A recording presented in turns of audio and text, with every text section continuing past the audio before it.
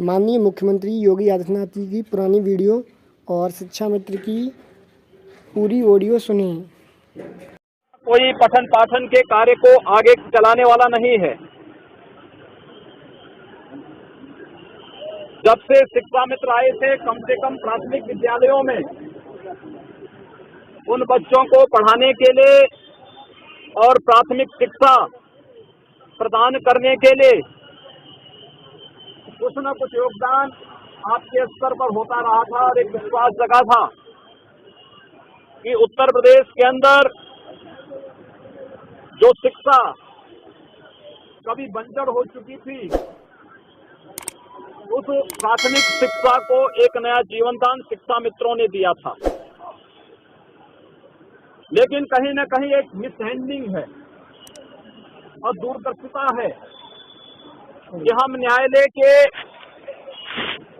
उन कार्यों, दांव पेचों को समझ नहीं सके और केवल उतावलेपन में जब भी कोई निर्णय होते हैं उसका शिकार आम जनमानस को ऐसे ही होना पड़ता है, जैसे अभी हाई कोर्ट के निर्णय पर हुआ।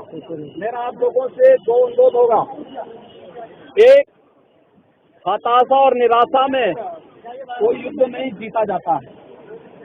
अपनी हताशा से उभरिए, निराशा से उभर करके हम सबको इस लड़ाई को जीतने की एक नई कार्रवाई प्रारंभ करनी होगी। और मैं विश्वास के साथ कह सकता हूँ, ये प्रश्न केवल एक व्यक्ति का नहीं, ये केवल शिक्षा मित्रों का नहीं, बल्कि उत्तर प्रदेश की प्राथमिक शिक्षा का है।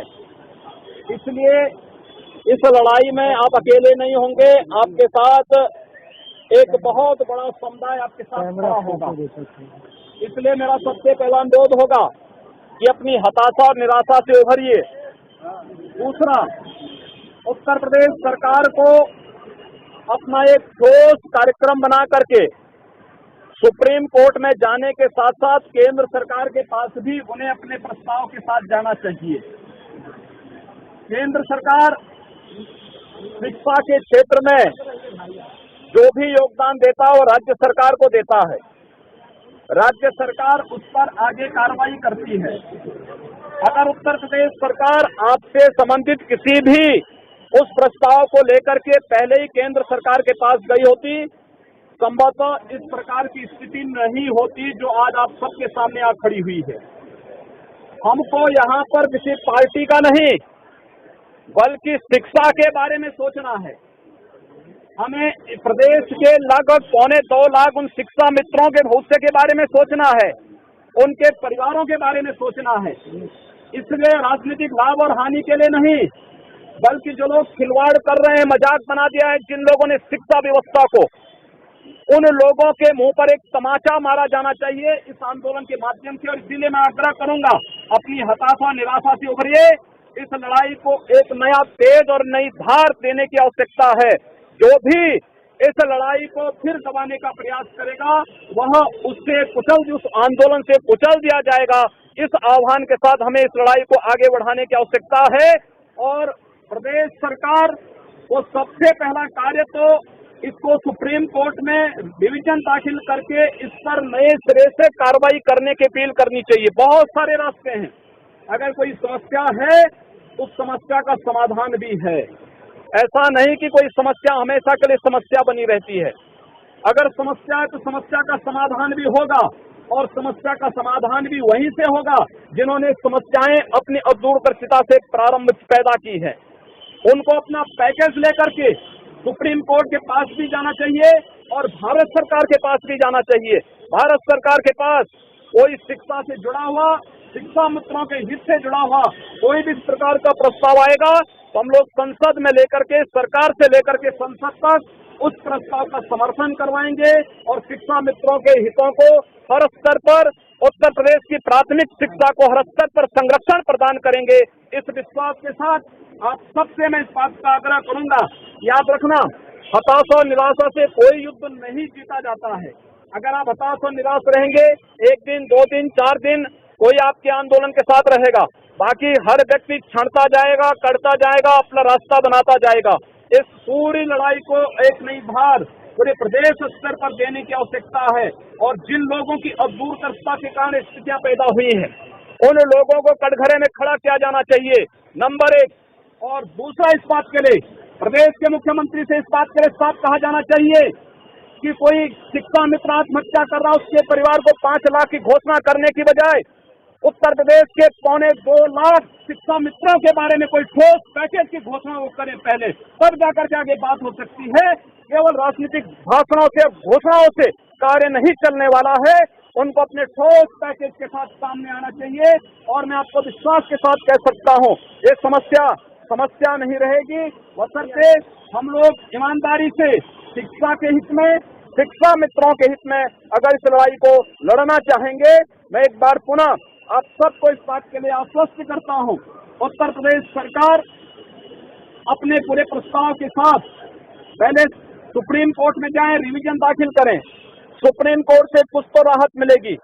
अगर वहां से राहत नहीं मिलती है, वहां अपने प्रस्ताव के साथ केंद्र सरकार के पास आए और केंद्र सरकार से पुनः हम भी आग्रह करेंगे, संसद में अगर इस प्रकार का प्रस्ताव आता है तो हम लोग संसद में उस प्रस्ताव का समर्थन करवा करके जो उत्तर प्रदेश की प्राथमिक शिक्षा के साथ साथ शिक्षा मित्रों के हितों में होगा, उस प्रकार का संशोधन उसमें करवाने का पूरा प्रयास करेंगे। आप सबके इस आंदोलन के साथ हम लोग अपना पूरा समर्थन देते हैं। धन्यवाद।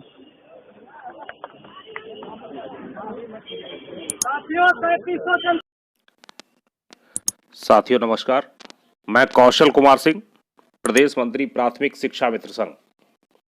बहुत समय बाद एक बार फिर आपके समक्ष उपस्थित हूँ। अभी कुछ समय पहले किसी हमारे शिक्षा मित्र साथी के द्वारा एक ऑडियो आया था, तो फिर अपने आप को नहीं रोक पाए कि चलिए आपकी बातों का जवाब भी दे देंगे और साथ ही साथ इसी बहाने जो आज की परिस्थितियां हैं उस पर चर्चा भी हो जाएगी। सबसे पहले तो हम आपको बताना चाहेंगे, उत्तर प्रदेश प्राथमिक शिक्षा मित्र संघ सुप्रीम कोर्ट से लेके जहां भी आवश्यकता पड़ी है, कभी भी शिक्षा मित्रों की आवाज उठाने में पीछे नहीं रहा। आप सभी जानते होंगे, उत्तर प्रदेश प्राथमिक शिक्षा मित्र संघ एक ऐसा संगठन रहा है कि एक बार एक लखनऊ में कार्यक्रम के दौरान जब इस सिटी मजिस्ट्रेट के पास में परमिशन लेने गए थे, तो उस समय उस मजिस्ट्रेट ने स्पष्ट कहा था, बोले जब उत्तर प्रदेश प्राथमिक शिक्षा मित्र संघ का नाम सुना तो उसने कहा अरे ये तो उग्रवादी संगठन है। तो हम लोग उस संगठन से बिलोंग करते हैं कि जिसने अपने संघर्ष को लेके हमेशा अग्रणी रहा, कभी भी संघर्ष में पीछे नहीं हटा।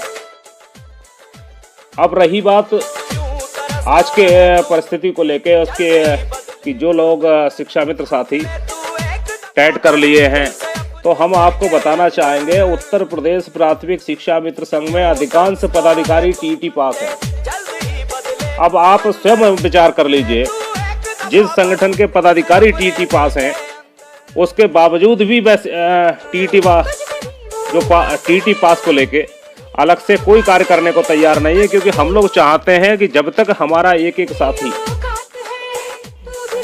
का भविष्य सुधर ना जाए तब तक टीईटी पास होना ना होना इसका कोई औचित्य नहीं है।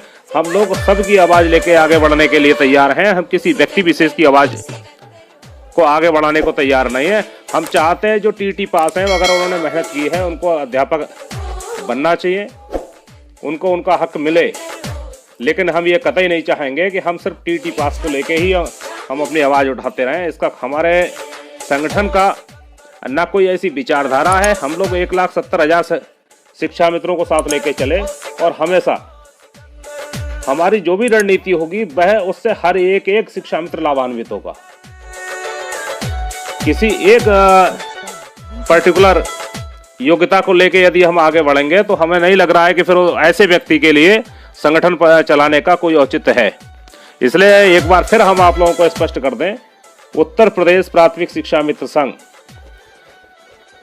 जब तक हर शिक्षा मित्र के लिए उसका हक ना दिला दे तब तक हम लोग शांति से बैठने वाले नहीं है। लेकिन हाँ, इतना जरूर है, अगर आंदोलन की बात की जाती है तो आज जैसे ही आंदोलन का नाम लिया जाएगा उस स्थिति में कम से कम 50% शिक्षा मित्र ये कहने को तैयार हो जाएंगे नहीं अभी समय नहीं है, ये तो जो काम हो रहा है वो भी नहीं होने देंगे। बहुत सारे लोग डेली ऑडियो के माध्यम से या फिर सोशल साइट पे इस समय तो पोस्टों की भरमार है, हर रोज एक नई पोस्ट आ जाती है वेतनमान दिलवाने के लिए। तो वो ये कहना शुरू कर देते हैं, अरे बस हम तो दिलवाने ही वाले थे और बस ये संगठन के लोगों ने इसका पूरा व्यवस्था खराब कर दी, अगर आंदोलन नहीं होता तो आज हम वेतन दिलवा दिए होते।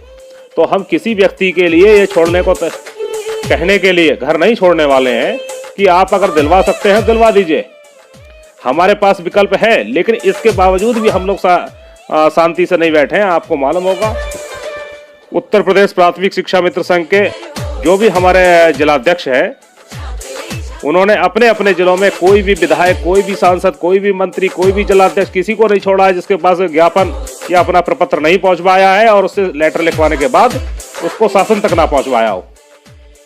तो हमारे स्तर से जो भी कार्य है किया जाना है, ये लेटर पहुंचना लगातार विधायकों, सांसदों, जिलाध्यक्षों, सबके पास, जो भी जनप्रतिनिधि हैं उनके पास पहुंचना। ये मत मान के चलिए कि ये इससे कुछ नहीं होने वाला। अगर इनसे कुछ नहीं होने वाला होता तो फिर इन सांसदों, विधायकों, जनप्रतिनिधियों की आवश्यकता कहाँ है। हमें आपकी बात लगातार पहुंचा रहे हैं, शासन के संपर्क में हैं। अभी हमको इंतजार है कि अगर प्री प्राइमरी के लिए जब ये कॉन्सेप्ट आया है तो आखिर शिक्षा मित्रों की स्थिति क्या है, ये भी सरकार को डिसाइड करनी पड़ेगी। तो उससे संबंधित जल्द ही शासन आदेश या जो भी आदेश होगा विभागीय वो जल्द ही आएगा, तब तक आप इंतजार कर लीजिए। वैसे तो हमको सूचना ये मिली थी कि शायद ये जो नया सत्र है जुलाई से स्टार्ट होगा, और अभी ये भी देखना है कि नया सत्र जुलाई से स्टार्ट करेंगे या फिर 1 अप्रैल से स्टार्ट कर रहे हैं। और उस कंडीशन में प्री प्राइमरी जब स्टार्ट होगी तो उसमें शिक्षा मित्रों की दशा और दिशा भी तय होगी कि वह कहाँ पढ़ा, प्राइमरी में रहना है कि प्री प्राइमरी में रहना है उनके लिए, और प्री प्राइमरी में रहना है तो उनका वर्किंग स्ट्रक्चर क्या होगा, उनकी कार्य की प्रकृति क्या होगी, ये सारी चीजें उसमें तय होंगी। इसलिए हमें फिर आप लोगों से अनुरोध करना चाहेंगे कि थोड़ा सा धीरज रख लीजिए। संगठन ने चूड़ियां नहीं पहनी है, इंतजार है सिर्फ आप लोगों का। आप लोगों का जैसा दिशा निर्देश होगा हम लोग तैयार हैं। तब तक हमारी अपनी रूपरेखा बन रही है। हमारी अभी जो मीटिंग हुई थी सभी जिलाध्यक्षों के लिए प्रदेश कार्यकारिणी के द्वारा कहा गया था कि आप लोग अपनी तैयारी रखें। आने वाले समय में हम आगे बढ़ेंगे, आगे बढ़ के काम करेंगे, लेकिन तब जब आप सभी लोगों की सहमति होगी। इसलिए पुनः आपसे अनुरोध है, संगठन पे भरोसा बनाए रखें। जैसा सबका निर्देश होगा संगठन आगे बढ़ने के लिए तैयार है। बस यह है कि किसी भी तरीके से हमारे शिक्षा मित्रों का खोया हुआ सम्मान वापस हो जाए। हम ऐसी दशा में जरूर पहुंच जाएं कि जिससे हम अपने परिवार का पालन पोषण कर सकें, हम अपने बच्चों को सही से पढ़ा सकें, उनकी शादी आदि जो भी व्यवस्थाएं हैं उनका भी सही से निर्वहन कर सकें। बहुत बहुत धन्यवाद।